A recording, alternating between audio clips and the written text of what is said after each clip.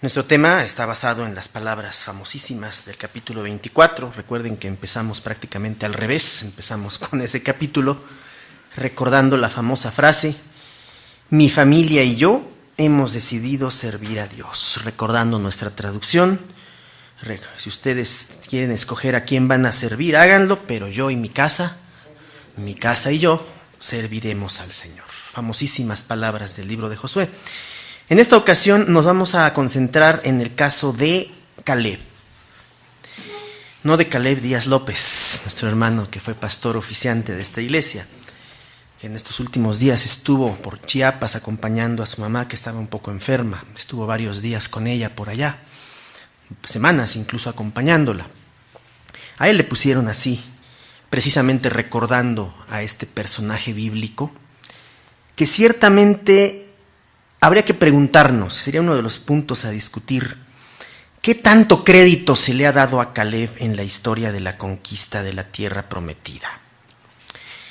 Es muy interesante lo que acontece en las Escrituras con Caleb, porque al tomar el hilo de su vida, al tomar el hilo de sus referencias que hay en varios libros, empezando en los Números, luego en Josué, en Deuteronomio también, alguna mención en Jueces, cuando menos en esos 4 libros, la figura de Caleb cobra cuerpo como personaje, como un ser humano militante, muy activo. Acabamos de leer el pasaje donde decía que tenía 85 años de edad y todavía se sentía con fuerzas para pelear, ¿no, hermano Vicente?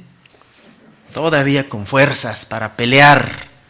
Es muy notable eso. Estamos muy acostumbrados a que en el Antiguo Testamento las personas eran llamadas por Dios a muy gran edad. Recordamos a Moisés a los 90 y que pasó de los 100. Nos suena muy familiar ver a personajes de esa edad, cuando sabemos que también históricamente, socialmente, la esperanza de vida en la antigüedad es contradictoria. Había esperanzas de vida muy reducidas y al mismo tiempo hubo personas que vivieron muchos años en nuestro país mismo. Entonces esa situación hace que podamos ver a Caleb, y les digo una vez lo que significa su nombre. Caleb significa temerario. Digo, aquí tenemos un grupo musical que se llama así, pero bueno, es el significado del nombre de Caleb. Temerario, valiente. Y oh sorpresa, nueva sorpresa más con Caleb. Tampoco era hebreo de origen. No era hebreo de origen. Fue insertado, fue incrustado en la familia o en la tribu de Judá, pero no era de origen judío, no era hebreo. Era posiblemente un edomita, un descendiente de la tribu de Edom, que fue adoptado por la tribu de Judá. Y cuando aparece la lista de guerreros en el libro de los Números que iban a acometer la conquista de la tierra prometida, por supuesto se menciona en primer lugar a la tribu de Judá, y el líder militar, el estratega, el conquistador, el espía que entró a la tierra, que iba a ser Caleb, aparece en primer lugar sin ser judío de origen, sin ser hebreo. Digo, más no se puede, más inclusividad, como se dice hoy, no se puede. Caleb era extranjero de origen y fue incorporado al pueblo de Israel. Ya dijimos, espía, conquistador, estratega, pero sobre todo fiel creyente en Yahvé. Es decir, Caleb fue un converso. Caleb se convirtió a la fe de Israel, viniendo de un pueblo extraño, aunque eran más o menos familiares de Edom, pero él tuvo que convertirse a la fe de Yahvé, lo que se llamaban los prosélitos en otras épocas. Muy bien, al ser adoptado por el pueblo, al ser incorporado a él y al tener que dar muestras de valor, de convicción y de una fortaleza impresionante para poder participar de esta manera en la conquista de la tierra, fue un personaje que acompañó a Josué durante la invasión, tal como lo describe el libro que estamos volviendo a revisar, y su valiente labor está descrita en el libro de los Números, ya desde ahí, y aparece ya desde ahí la premiación también con la entrada a la tierra prometida. Vamos a revisar rápidamente estos pasajes. Números capítulo 13, versículo 30, para tener bien clara la figura, la imagen de este personaje, que nos es familiar, pero que vamos a desempolvar un poco para ver de quién estamos hablando. Caleb, Números 13:30. Caleb hizo callar al pueblo delante de Moisés, estuvo con Moisés muy directamente y dijo: subamos luego y tomemos posesión de ella, de la tierra, porque más podremos nosotros que ellos. Y recordamos la historia. Los varones, los otros hombres que subieron con él, dijeron: no se puede, no podremos subir contra aquel pueblo, es más fuerte. La tierra por donde pasamos para reconocerla, la tierra es mala. Esa es una observación muy interesante del versículo 32. La tierra es mala, esa tierra se traga a sus moradores. Y además hay hombres de grande estatura. Leímos el capítulo 14 de Josué, al final dice que efectivamente había gigantes. Y que algunos gigantes de esa tierra, gente de muy grande estatura, eran los dueños de la tierra que le fue entregada al propio Caleb, la ciudad de Hebrón, nada menos. No era tan falso esto, pero eso los puso y los dejó aterrados. No se puede conquistar. 33 de Números 13.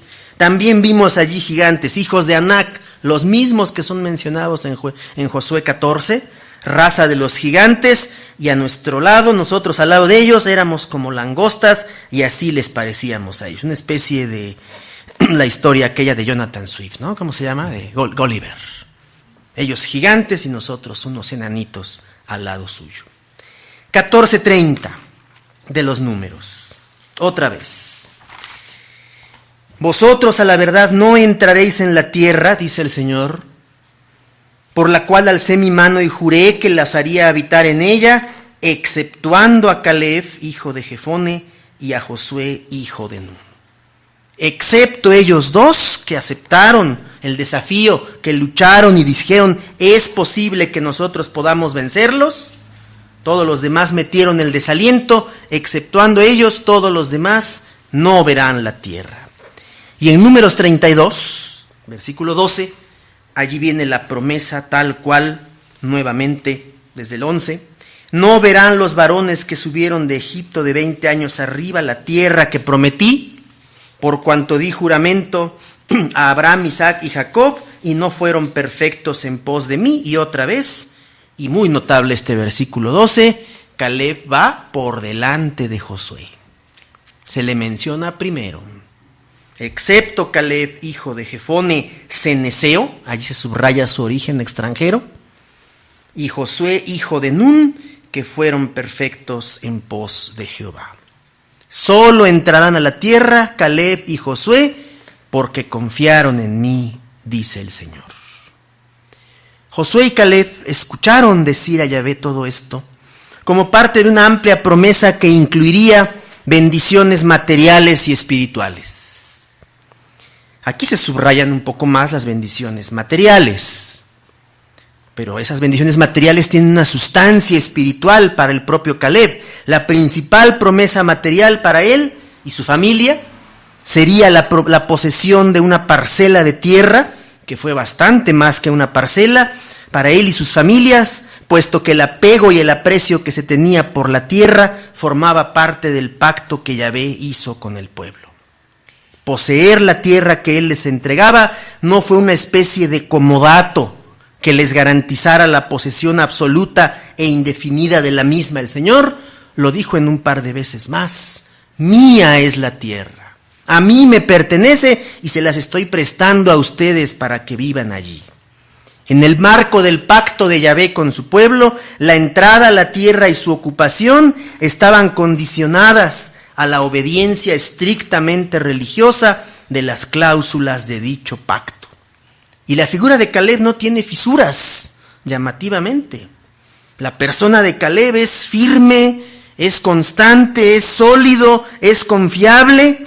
¿Y qué confiabilidad debía haber él obtenido en medio del pueblo al ser aceptado adentro de la tribu de Judá, que ya era bastante, y posteriormente al ser puesto como líder, como cabeza del grupo militar que encabezaría la conquista? La figura de Caleb cobró una fuerte relevancia debido a su fe, a su constancia y a su valor, puesto que su actuación al lado de Josué lo colocó en un lugar de eminencia y de autoridad sobre el pueblo. Otra vez en Números 34, para ver la lista de militares, la lista de jefes que van a encabezar la conquista, versículo 19, desde el 18, donde viene la exhortación y la orden ya para luchar. Tomaréis también de cada tribu un príncipe para dar la posesión de la tierra. Y estos son los nombres de los varones. De la tribu de Judá, Caleb, hijo de Jefone. Por delante el extranjero adoptado por el pueblo. No debe de hacerse a un lado la importancia de este hecho. No debe de hacerse a un lado la incorporación de alguien como él en un puesto de notable confianza, de riesgo también, de peligro, de lucha. Empieza el libro del Deuteronomio, capítulo 1, muy cerca de este pasaje. Deuteronomio capítulo 1, versículo 36, 35 y 36. Dios recuerda el castigo que le va a imponer a Israel y otra vez, repitiendo las palabras de los Números, no verá hombre alguno de estos, de esta mala generación, dice el versículo 35, la buena tierra que juré que había de dar a vuestros padres. 36, excepto Caleb, hijo de Jefone, y aquí se le agrega más. Este es para destacar más este versículo aún, como que va aumentando en intensidad. Él la verá. Número 1.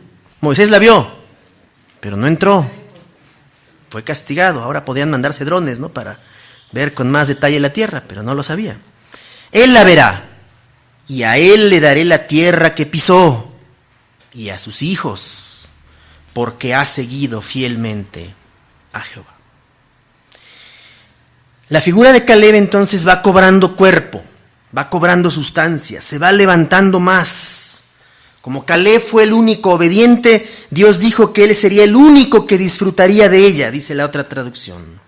Por eso también sus descendientes recibirían toda la tierra que tocaran con la planta de sus pies. Y aquí hay que hacer la pregunta que es moral, que es espiritual, que es material también, y aplicarla a nuestra propia vida. Y hay que ser honestos al hacer la pregunta, pero más al responderla.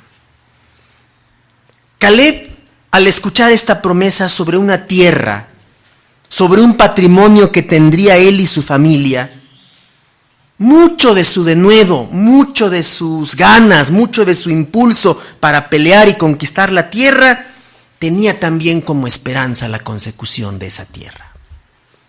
Había escuchado la promesa de Dios que decía, va a dársele todo el territorio que él pise cuando esté luchando. La pregunta entonces ¿es genuino esperar de nuestro Dios una bendición material? ¿Es genuino? La respuesta es clara. Caleb está luchando también para su propio beneficio, pero al mismo tiempo esos 45 años de lucha que recuerda más adelante fueron años de servicio, fueron años de empuje, fueron años de acompañamiento a las otras tribus que se fueron conquistando. ¿Vieron cómo nos introdujo geográficamente el pasaje? ¿Se dieron cuenta todos? ¿Todos? Vamos a repetirlo porque es importante. El mapita que está ahí, a lo mejor aquí nuestro hermano Ismael lo agranda un poquito para ver otra vez nuestras referencias geográficas. El mar de Galilea en el norte, el río Jordán y en el sur el mar Muerto. Aquí no se alcanza a ver muy bien. Pero vamos a ver cómo están las referencias geográficas, que nos van a hablar del tiempo, de la lucha, del esfuerzo que llevó a cabo Caleb para participar en la conquista de otros territorios que no iban a ser para él. Cuando ya pasan esos 40 años y él considera, pues ya es justo que yo reclame lo mío, ¿no? Si el Señor prometió, a través de su siervo, Moisés, pues ya me toca ir a recordarles que me entreguen mis tierritas, ¿no? Y no son tierritas. Ahorita vamos a hablar de la ciudad de Hebrón, que existe hasta la fecha la ciudad de Hebrón. Y Hebrón está en territorio palestino en la actualidad. Es una gran ciudad. Ahorita vamos a hablar de ella. Pero vamos a ver cómo nos sitúa geográficamente el texto. El sacerdote Eleazar y Josué, hijo de Nun, junto con los jefes de las familias, repartieron entre los israelitas el territorio cananeo al oeste del río Jordán. Es decir, a la izquierda del río Jordán es la región que nuestra Biblia luego le llama Cisjordania. Y hasta la fecha se llama así. La región de Cisjordania es la que está en el lado poniente del río Jordán y es una región que sigue siendo muy peleada. Ahí está. Y si apagamos a lo mejor se ve más bonito esto. Está en inglés, pero no importa. Ahí en rojito, se ve muy arriba, en rojito está la tribu de Isaacar. Pues está el mar de Galilea, la referencia del norte, el laguito de arriba y el mar muerto abajo y en medio el río Jordán. Donde dice Manasés, Efraín y Benjamín, de este lado, ¿sí? De este lado del Jordán, esta región es la Cisjordania.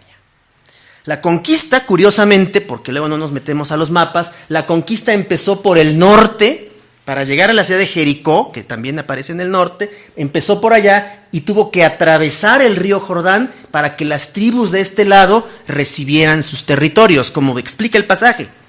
Dios le había ordenado a Moisés repartir los territorios de las 9 tribus y media haciendo sorteos de aquel lado, del lado oriente, las 9 tribus y media. ¿Sí? La de Manasés, los ascendientes de José, se habían dividido en 2 tribus, Manasés y Efraín. Ahí está Manasés ocupando parte de los 2 lados y Efraín es el otro territorio de la descendencia de José. Moisés ya había repartido la tierra al este del Jordán entre Rubén, Gad y la media tribu de Manasés. Y ahí está en orden, las 3 tribus de este lado, del oriente. Rubén abajo, Gad en medio y una parte de Manasés de este lado y otra parte de este lado. Entonces esa distribución ya había terminado. Sigue explicándonos el pasaje. A los descendientes de Leví no les dio ningún territorio, lo que ya sabemos, pero sí les asignó ciudades donde vivir y campos para criar sus animales. Los israelitas repartieron el territorio según las instrucciones que Dios le había dado a Moisés. Y cierto día, como no queriendo la cosa, dice el versículo 6, estando los israelitas en Gilgal, algunos de la tribu de Judá vinieron a ver a Josué, y entre ellos estaba Caleb, hijo de Jefoné, el kenesita. Y entonces viene la petición específica para obtener el territorio, y estos varios líderes de Judá se acercan a Josué, quien le recuerda a Caleb sus servicios prestados al pueblo. Moisés lo había enviado desde Cades Barnea a explorar la tierra, y él dijo la verdad de lo que había visto allí, y lo recuerda igualmente. Moisés me envió y yo simplemente dije lo que había visto. Versículo 8. No tuvo miedo ni creyó las historias fantásticas sobre esos lugares, pues confió plenamente en Yahvé, dice el versículo 8.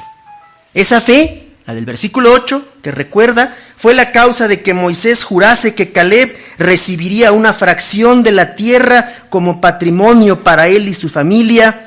Y aquí tenemos que meter los corchetitos de siempre, esa familia que siempre lo apoyó. Ahorita vamos a ir a las citas donde se encuentran los nombres de los 3 hijos de Caleb y también una hija que aparece por allí. Ya podemos prender la luz. Aparece después la hija de Caleb, que es toda una historia también de la herencia del territorio. Ya como dueño del territorio que Dios le había dado a través de Moisés, pues entonces Caleb empieza a repartirlo entre sus hijos, y particularmente con su hija. Todo en el marco de esa historia microscópica que a veces no se deja ver, o que a veces vamos leyendo, a veces muy rápido, o a veces en nuestro ritmo personal, y que a veces dejamos de ver.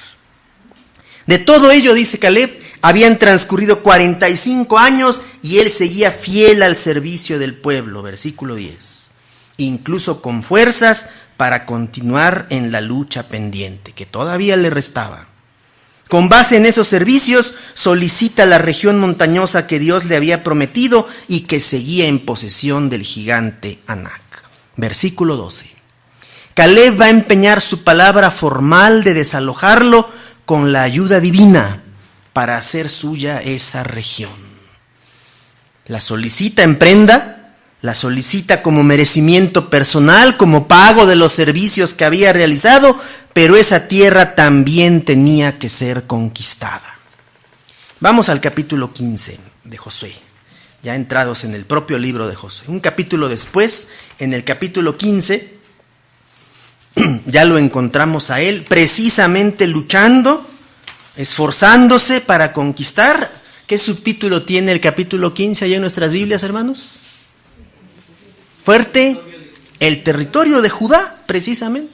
Es el territorio que le va a tocar conquistar a él, ¿sí? Versículo 1, la parte que tocó en suerte a la tribu de los hijos de Judá, conforme a sus familias. Versículo 13, mas a Caleb, hijo de Jefone, dio su parte entre los hijos de Judá, conforme al mandamiento de Jehová a Josué. La ciudad de Kiriat Arba, padre de Anac, que es Hebrón, el nombre antiguo de la ciudad de Hebrón, y Caleb echó de allí a los 3 hijos de Anac. Y ahí están los nombres extraños, ¿no? Siempre raros. Sesaí, Ahimán y Talmaí, hijos de Anac, y todavía siguió luchando más. Los versículos 15 en adelante. Y dijo Caleb, versículo 16, ahí empieza a repartir el territorio, ahí empieza a repartir la herencia que Dios le había dado. Al que me acompañe, al que ataque a Kiriat Sefer y la tome, ¿qué voy a hacer con mi hija Axa? Se la daré por esposa. Era un buen desafío. Habría que imaginarse que seguramente debió ser muy atractiva la hija de Caleb, pero él la ofrece. Y ya sabemos, ¿no?, que en estos tiempos este tipo de acciones varoniles, hombres, padres que entregan, que prometen hijas, pues en estos tiempos ya no los vemos bien. Pero en los tiempos antiguos, en los tiempos bíblicos, se practicaba. Y por supuesto aparece un personaje, versículo 17, que dice, pues yo quiero esa prenda, ¿no? Yo quiero esa persona que se está ofreciendo y voy a luchar. Otoniel, hijo de Cenaz, hermano de Caleb, que vendría a ser su primo de Axa, ¿sí? Y él le dio su hija Axa por mujer. Y ahí podría terminar el pasaje específicamente. Le dio a la esposa, le dio a la hija y ya. Pero no. Rascando en la historia y abriendo los archivos del antiguo Israel, dice el versículo 18 todavía. Aconteció que cuando la llevaba, él la persuadió que pidiese a su padre tierras para labrar. El esposo, ¿no?, le dice, no, pues pídele tierritas para que podamos compartir y pues también tengamos nuestro patrimonio de todo lo que el Señor le dio, que es enorme. Toda la región de Hebrón, pues es como quitarle un pelo a un gato. Y así sucede. Ella entonces se bajó del asno, vean que la llevaba en un asno, no la llevaba a pie. Y Caleb le dijo, ¿qué tienes? Y ella respondió, concédeme un don, regálame algo.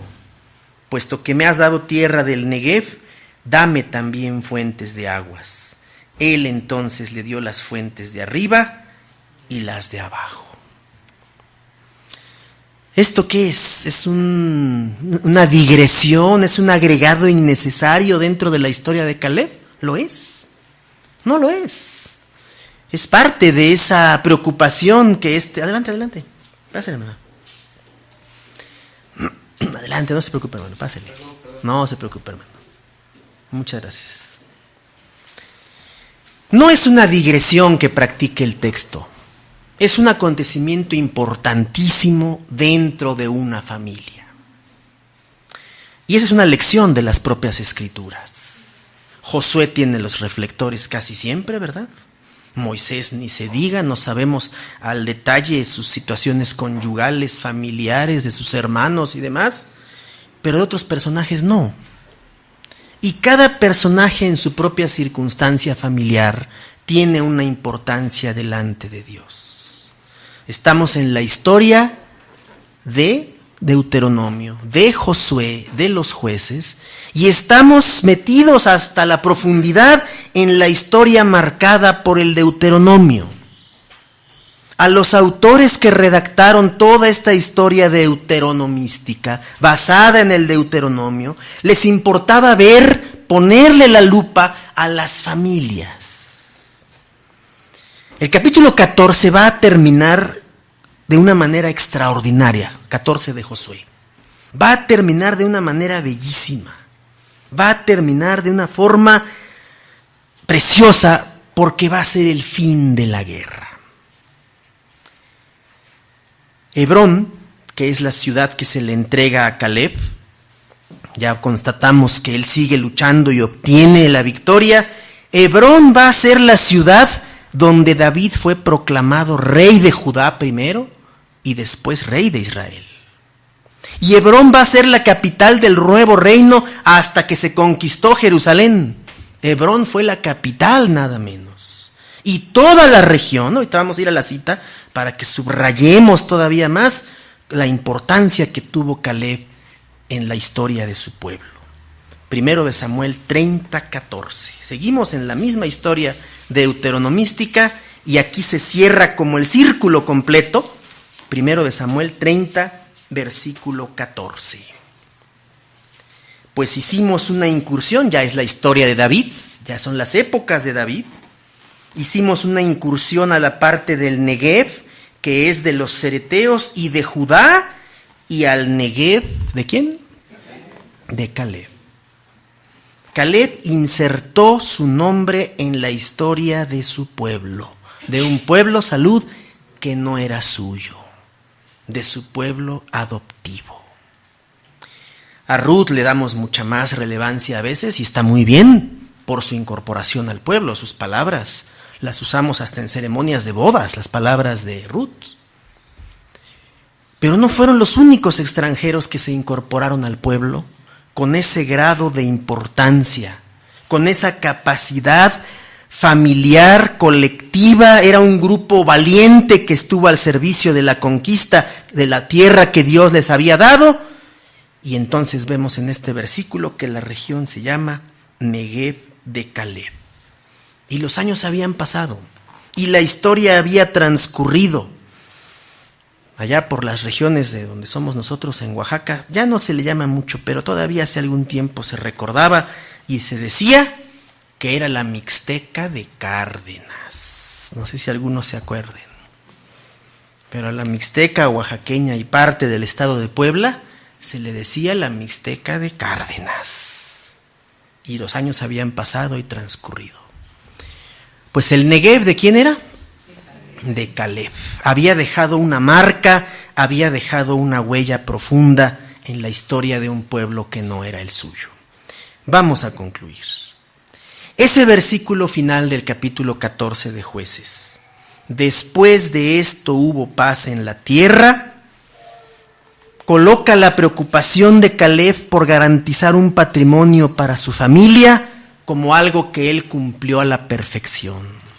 Y que el establecimiento de su familia en ese lugar se condujo, gracias a la paz que hubo después, por un camino de tranquilidad y estabilidad, gracias a la fe en la promesa que había recibido.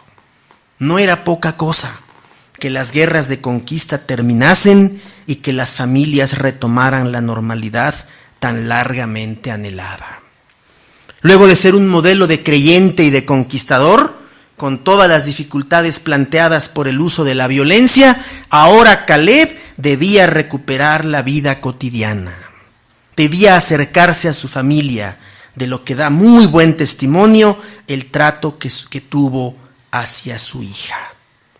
Ese trato que tuvo hacia su hija que hemos visto, la manera en que respondió y cómo le dio la dote cuando acababa de casarse, lo muestra también como un padre de familia adecuado, comprensivo y que sabe que las luchas están a punto de terminar y que ahora su familia debe canalizarse de otra manera. Aquí muy bien podríamos describir que la vocación para las armas que había tenido Caleb ahora debía complementarse con una vocación familiar. Hay personas a las que se les dice, a veces entre familias mismas, a veces entre cónyuges, no, es que esta persona es muy hogareña. ¿Qué queremos decir cuando alguien es hogareño, hermanos? ¿Y lo contrario qué es? ¿Perdón? No escuché bien, hermano.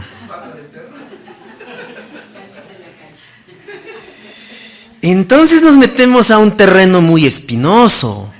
Hace algunas semanas que hablamos tanto de la derecha, que eso merece también una explicación, recordábamos que ese lenguaje reaparece continuamente. El hombre es de la calle y la mujer de su casa. Eso, la realidad actual laboral ya no es así tanto. Ha cambiado mucho. Pero nuestra mentalidad corporativa, tradicionalista, que a veces nos invade, yo no sé si a veces nos sorprendemos en el hecho de seguirla teniendo muchos y muchas personas, creyentes incluso.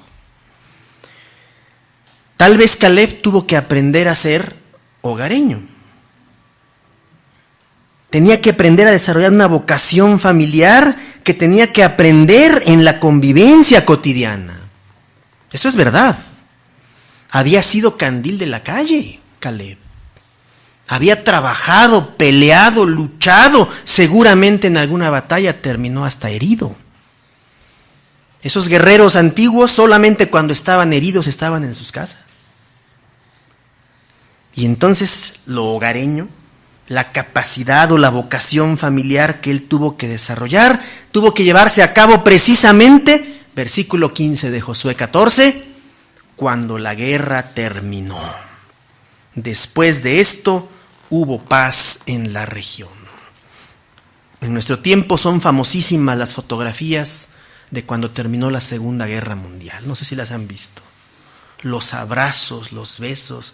Agarraban a los soldados en las calles y sin conocerlos, las muchachas los llenaban de abrazos y de besos. Había razones muy profundas para eso. Había terminado la guerra. Había terminado la violencia que había sacudido territorios enteros. La tierra prometida había estado convulsionada por la conquista y ahora llegaba la parte más difícil, que era la reconstrucción y la estabilidad de todas estas circunstancias. Vamos ahora al libro de los Jueces.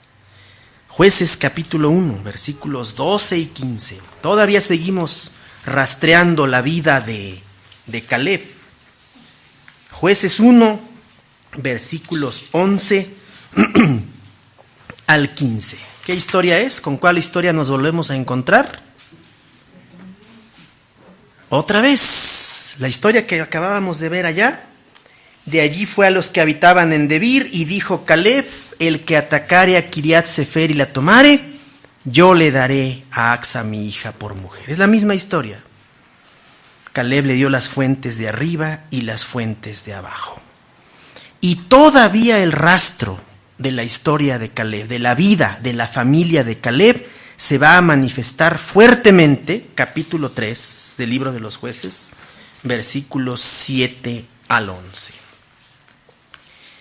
Ya estamos en otra época, ya está la estabilidad aparentemente, aunque el libro de los Jueces nos repite todo el tiempo que cada quien hacía lo que quería mientras no había reyes, y dicen los versículos 7 al 11 de Jueces 3.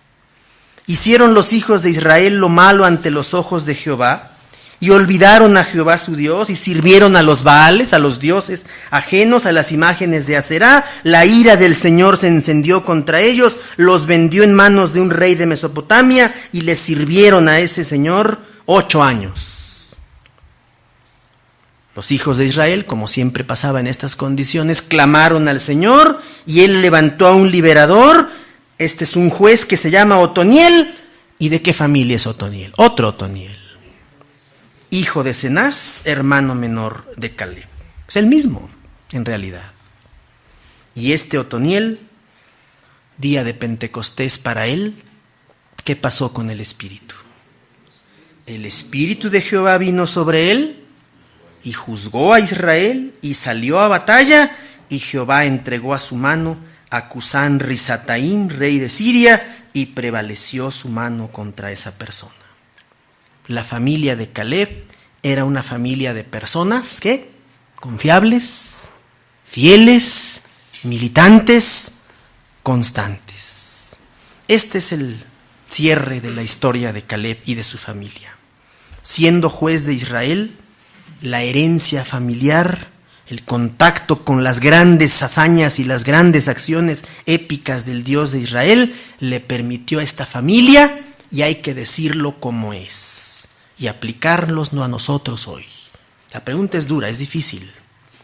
La familia de Caleb y sus descendientes estuvieron en la primera fila en la lucha por hacer cumplir los planes de Dios. Nosotros, nuestras familias, ¿en qué fila estamos? Esa es la pregunta difícil para nosotros. Normalmente no estamos en la primera trinchera. Dejamos a otros. El presbiterianismo mexicano, el protestantismo mexicano, se caracterizó en una época por los grandes apellidos de familias.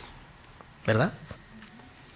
Los Pérez, los Marroquín, los Rodríguez, para no mencionar otros apellidos. Ahí están los apellidos y la historia lo refleja. Fuerte. Los Morales de la primerísima generación, los Juárez.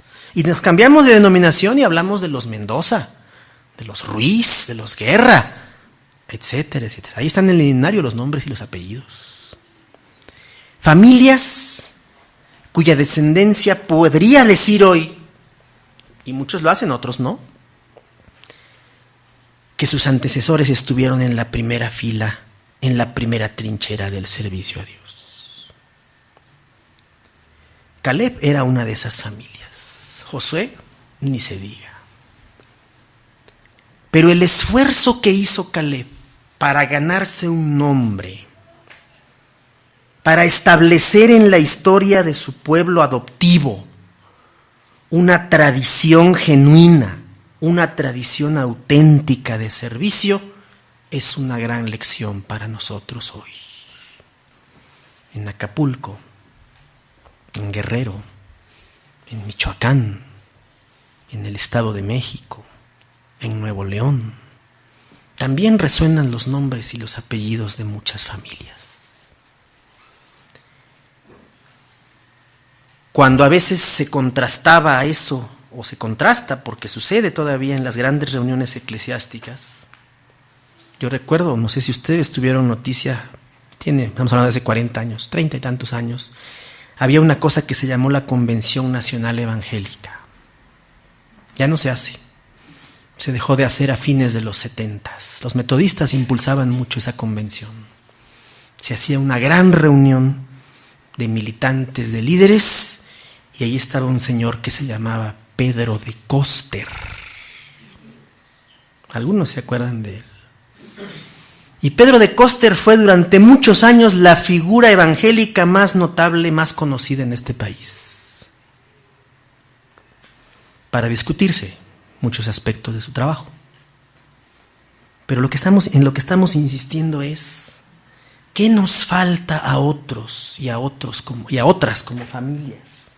¿Qué nos falta para estar en las primeras trincheras del evangelio en este país? ¿Nos falta algo? Creo que sí. Nos falta tiempo. A veces decimos que el tiempo no nos lo permite. Nos falta experiencia. Nos faltan ganas. Y así podríamos seguir. ¿Alguien, cómo dijo hermana? Amor, persistencia.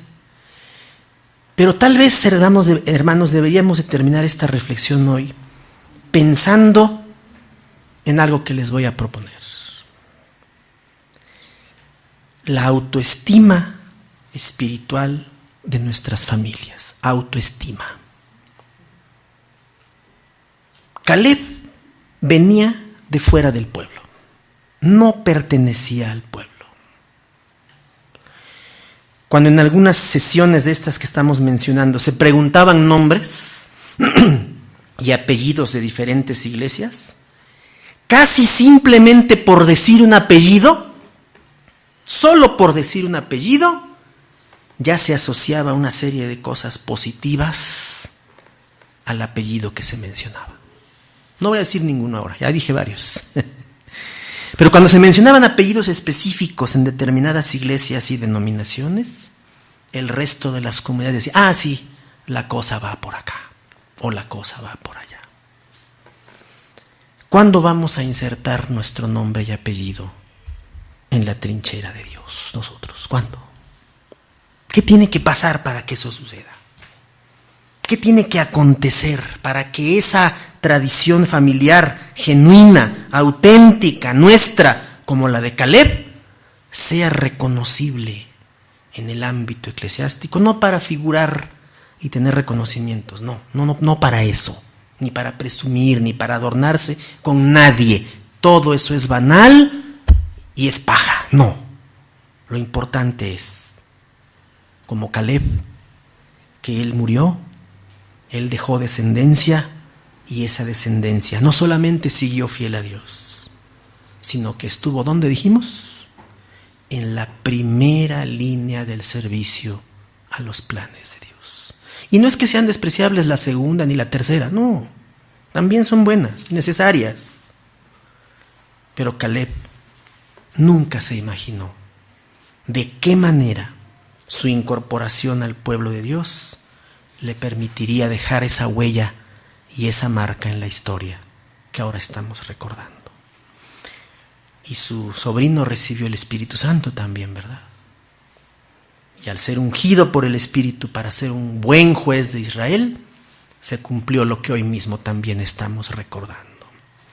En la lectura que está puesta recordando la traducción del libro de Joel en nuestros órdenes de culto, yo solamente quiero dejarles también en su mente la parte final, la última parte del pasaje de Joel, que está en el introito. Cuando esto haya pasado, les daré a todos mi espíritu, dice el Señor.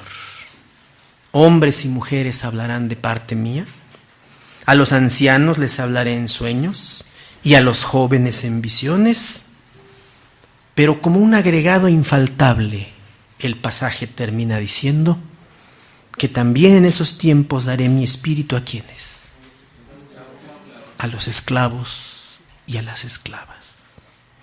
Tal vez no fueron liberados por los amos en ese momento, tal vez no sucedió así, pero no es verdad que esos esclavos y esclavas que recibieron el Espíritu recibieron algo todavía más grande que la libertad.